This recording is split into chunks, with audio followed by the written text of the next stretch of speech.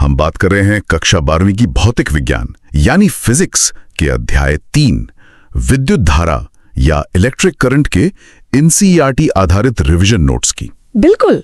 और चर्चा आगे बढ़ाने से पहले मैं एक विशेष नियम की घोषणा नहीं जुड़ी जाएगी। जी बिल्कुल नहीं, सिर्फ और सिर्फ नोट्स। बहुत बढ़िया।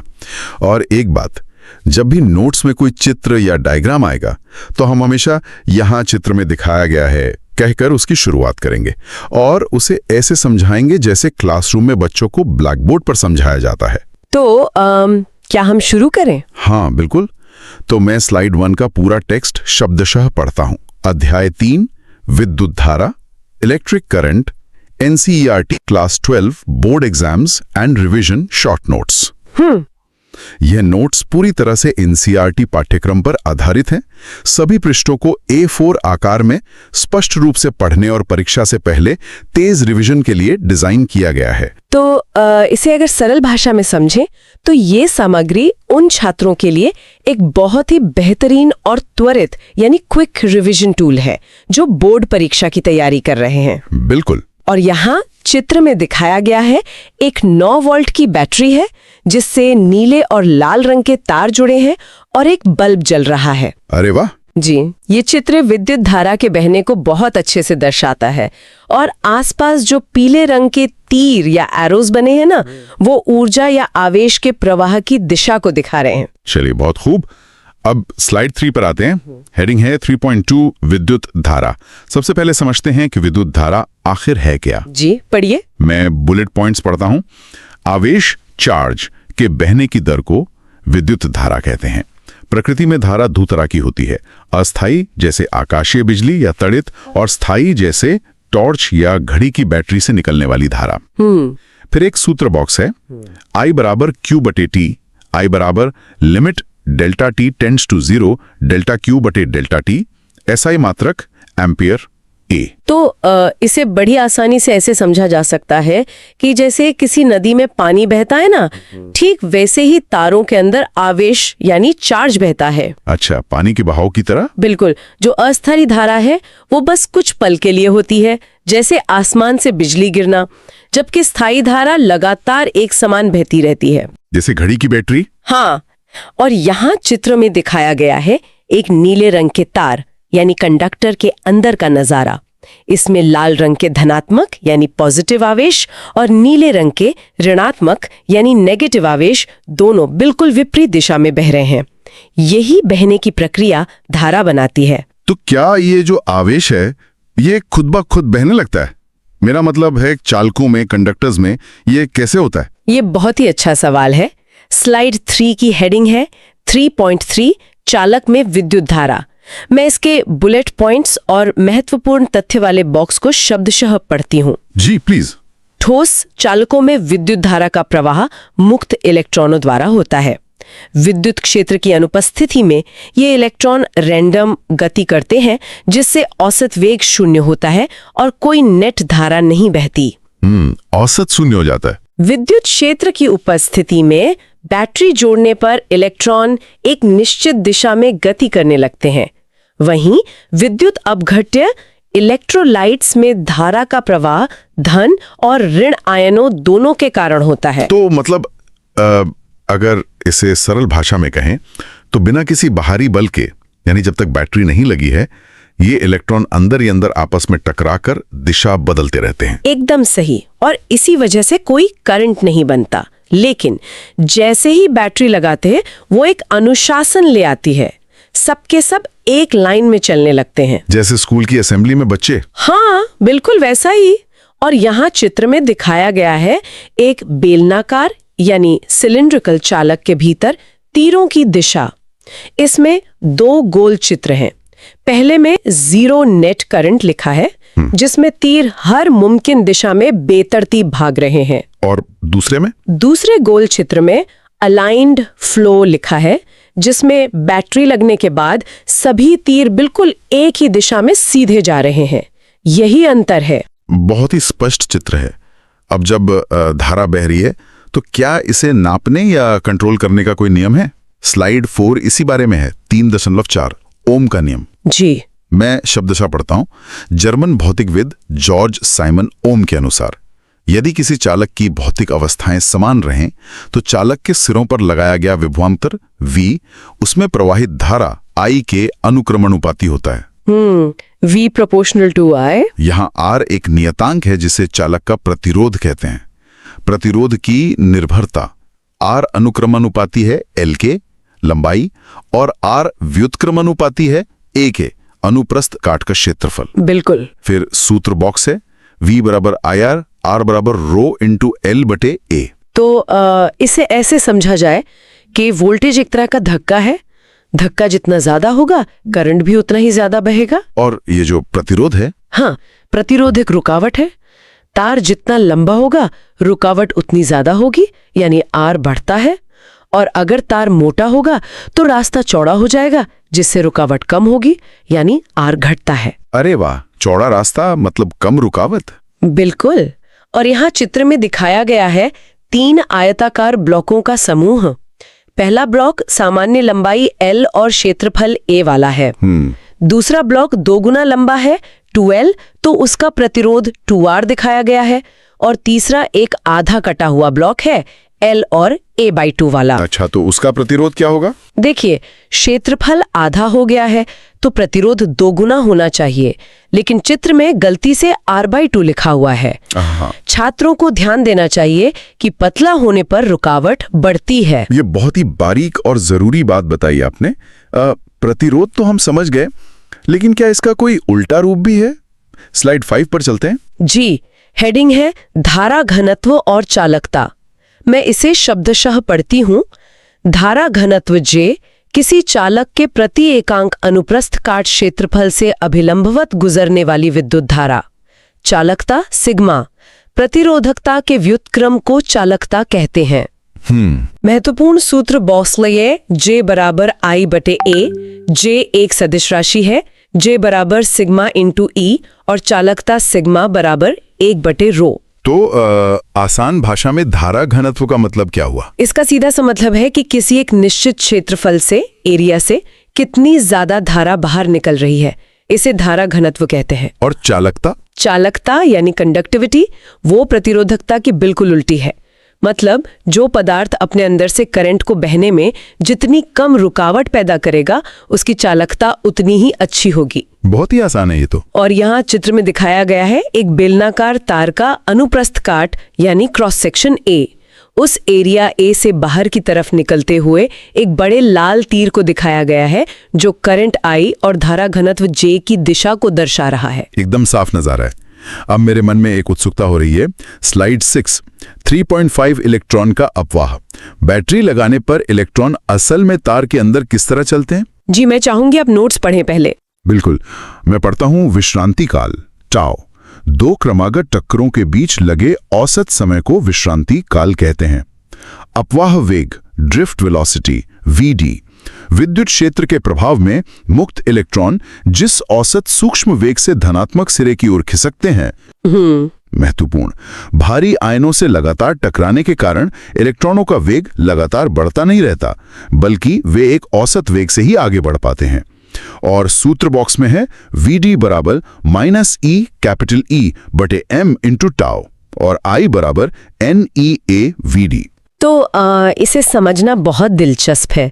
इलेक्ट्रॉन कोई सीधी सड़क पर गाड़ी की तरह नहीं चलते, वे बार बार भारी आयनों से टकराते रहते हैं। जैसे भीड़ भाड़ वाले बाजार में चलना। बिल्कुल।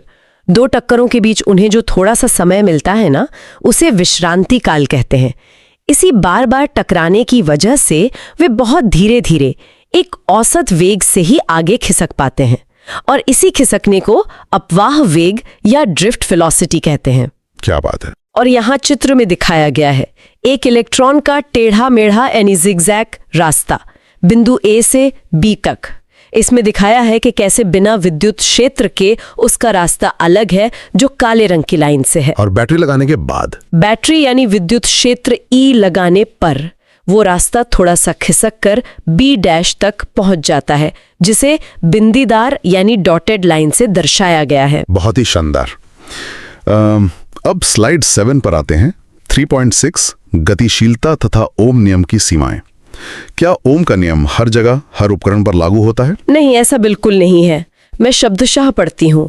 गतिशीलता मोबिलिटी म्यू प्रति एकांक विद्युत क्षेत्र में अपवाह वेग के परिमाण को गतिशीलता कहते हैं। ओम के नियम की सीमाएं कहाँ फेल होता है? पहला, V और I का संबंध अरैखिक नॉन लीनियर हो जाना। दूसरा, V और I का संबंध V के चिन्ह पर निर्भर करना, जैसे डायोड। तीसरा, V के एक ही मान के लिए I के एक से अधिक मान होना, जैसे गैलियम आर्सेनाइड GaAs। और फैक्ट बॉक्स का सूत्र है म्यू बराबर VD/E। तो मतलब ओम का नियम हर उपकरण की बात नहीं मानता? जी बिल्कुल। जब वोल्टेज और करंट का ग्राफ एक सीधी लाइन ना बने या फिर दिशा बदलने पर करंट ही बदल जाए, जैसे डायोड में होता है, या फिर एक ही करंट पर वोल्टेज के कई मान दिखाई दे, जैसे GaAs में, इन सब जगहों पर ओम का नियम काम नहीं करता। अरे वाह, ये तो बहुत जरूरी जानकारी है। और यहाँ चित्र में दिखाया गया है तीनों ग्राफ्स का वर्णन। पहला A है अरेखिक ग्राफ, जहां लाइन सीधी जाते जाते टेढ़ी हो रही है। दूसरा B है डायोड का ग्राफ, जहां आगे और पीछे के करंट का व्यवहार बिल्कुल अलग है। और तीसरा ग्राफ? तीसरा C है गैलियम आर्सेनाइड का ग्राफ, जहां वोल्टेज बढ़ने पर करंट पहले बढ़ता है और फिर अचानक घटने लगता है। बिल्कुल अलग व्यवहार। अब स्लाइड 8 की तरफ बढ़ते हैं। 3.7 और 3.8 प्रतिरोधकता और ताप पर निर्भरता। अगर मौसम बदल जाए, गर्मी बढ़ जाए, तो क्या तारों की रुकावट पर कोई असर पड़ेगा? आप टेक्स्ट पढ़िए, फिर मैं समझाती हूँ। मैं पढ़ता हूँ।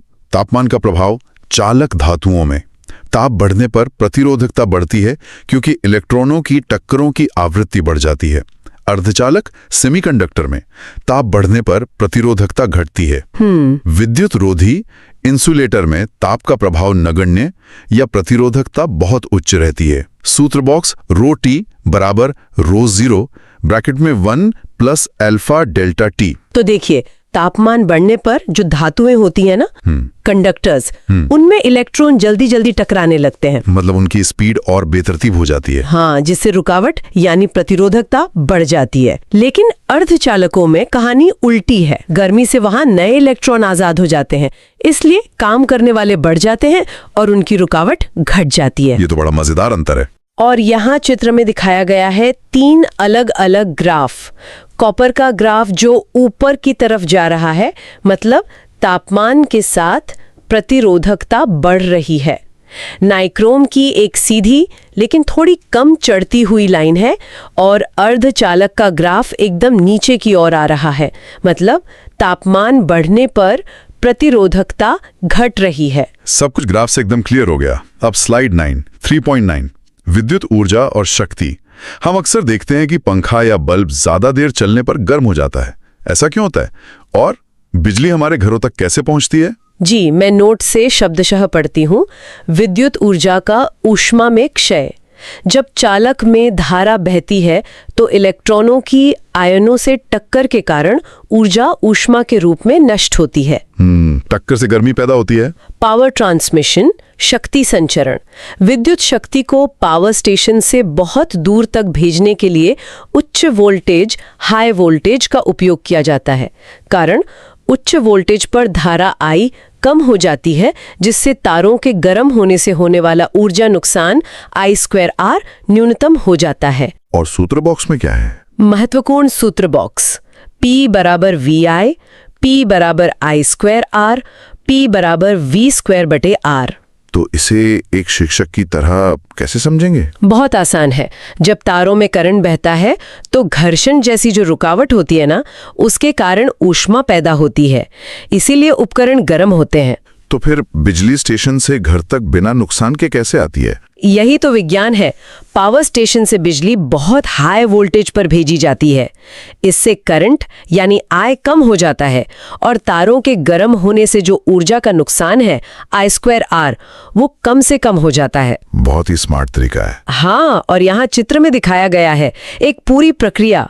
पावर प्लांट से बिजली पैदा होकर स्टेप अप ट्रांसफार्मर से हाई वोल्टेज टावर के जरिए शहर तक आ रही है और फिर स्टेप डाउन ट्रांसफार्मर से वोल्टेज कम होकर हमारे घरों तक पहुंच रही है। पूरी चेन दिखाई गई है। क्या बात है। अब स्लाइड 3.10 सेल, विद्युत वाहक बल EMF और आंतरिक प्रतिरोध। अब बात करते हैं उस स्रोत की जो ये सारा करंट पैदा करता है, यानी बैटरी। जी पढ़िए। सेल, वह युक्ति जो रासायनिक ऊर्जा को विद्युत ऊर्जा में बदलती है, EMF एप्सिलॉन। जब सेल से कोई धारा नहीं ली जा रही हो, खुला परिपथ, तो इलेक्ट्रोडों के बीच का अधिकतम विभवांतर। आंतरिक प्रतिरोध स्मॉल r, सेल के भीतर विद्युत अपघट्य द्वारा धारा के प्रवाह में डाली गई रुकावट। ध्यान दें, बॉक्स EMF कोई बल नहीं है, यह एक विभवांतर है। सूत्र बॉक्स V बराबर एप्सिलॉन माइनस IR। तो इसे ऐसे समझें कि EMF बैटरी की पूरी ताकत है, मैक्सिमम वोल्टेज। जब वो बंद डिब्बे में रखी हो, है ना, कोई करंट नहीं लिया जा रहा। बिल्कुल, लेकिन बैटरी के अंदर के जो रसायन होते हैं वो भी धारा के रास्ते में थोड़ी रुकावट डालते हैं, जिसे आंतरिक प्रतिरोध कहते हैं। इसीलिए जब हम उसे चालू करते हैं तो बाहर जो वोल्टेज मिलता है ना, वो हमेशा EMF से थोड़ा कम हो जाता है। ये तो अंदर की ही चोरी हो गई। हाँ, कुछ ऐसा ही।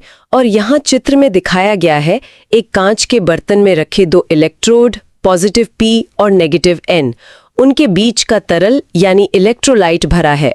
अंदर बहने वाला आंतरिक प्रतिरोध स्मॉल r और बाहर जुड़ा हुआ बाहरी प्रतिरोध कैपिटल R वाले सर्किट को बहुत ही स्पष्ट रूप से दिखाया गया है। एकदम साफ। अब स्लाइड 11 पे आते हैं। 3.11 श्रेणी तथा पार्श्वक्रम में सेल।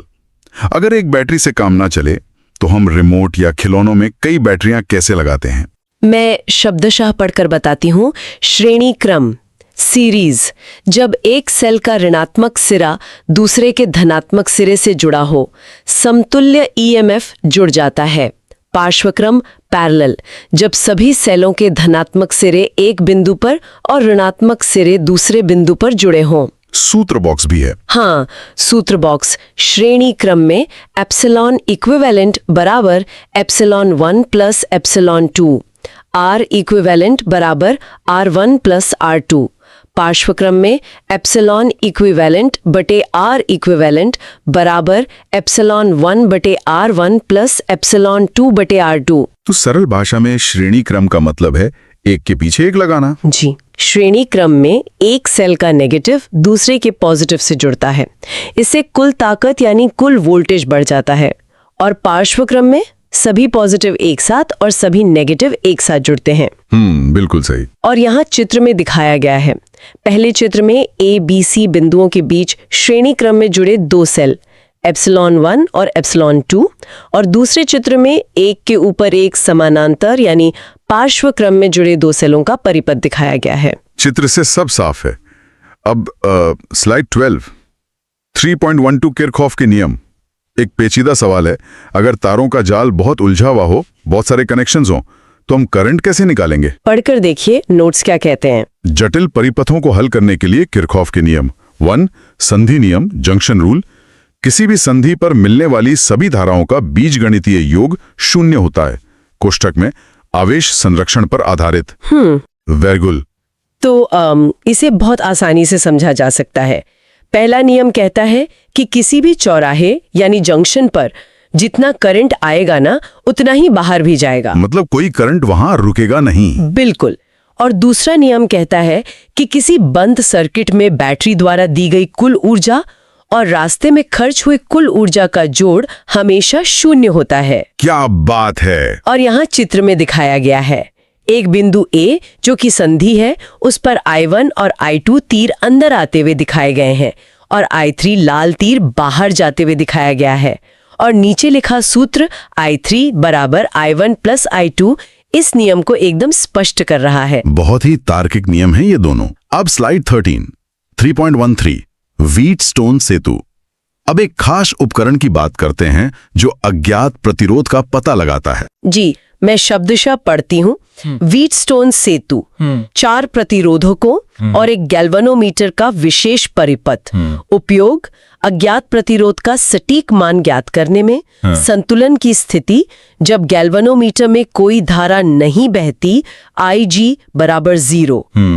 सूत्र बॉक्स संतुलन की स्थिति में R1 बटे R2 बराबर R3 बटे R4। तो ये सेतु या ब्रिज असल में है क्या? ये 4 तारों का एक ऐसा पुल है जिसमें अगर बीच वाले तार यानी गैल्वेनोमीटर में कोई करंट नहीं बह रहा तो इसका मतलब है कि पुल पूरी तरह संतुलित है। और इस संतुलन का फायदा क्या है? फायदा ये है कि इस संतुलन का उपयोग करके हम किसी भी एक अनजान तार की रुकावट यानी उसका प्रतिरोध बहुत ही सटीकता से निकाल सकते हैं। अरे वाह!